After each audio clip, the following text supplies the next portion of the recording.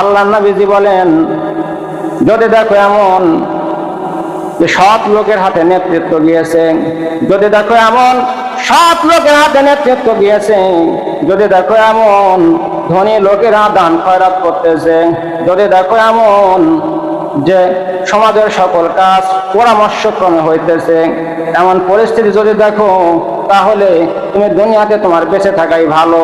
কারণ এমন একটা সমাজে, যেই সমাজে মানুষেরা সৎ মানুষের নেতৃত্ব পায়, যেই সমাজে ধনী লোকেরা দান করে, তাদের কাছে কেউ গেলে ফিরে আসে না, যেই সমাজের সকল কাজ পরামর্শক্রমে হয়, এই সমাজে এরকম একটা সমাজ যদি তুমি পেয়ে যাও, তাহলে ওইখানে তোমার বেঁচে থাকাই ভালো। তুমি যে কয়দিন বাঁচবা, আখিরাতের জন্য তুমি মাল সামান গোছাইতে পারবা।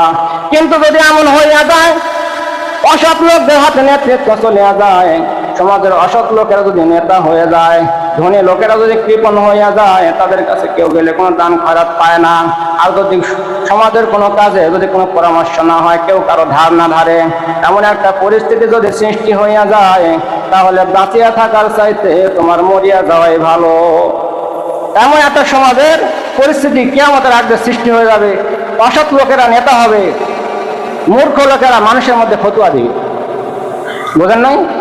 জ্ঞান বুদ্ধি নাই মাথায়, তারা একটা ফতুয়া দিয়ে তাদের ফতুয়া গ্রহণ করে মানুষ পথভ্রষ্ট হয়ে যাবে।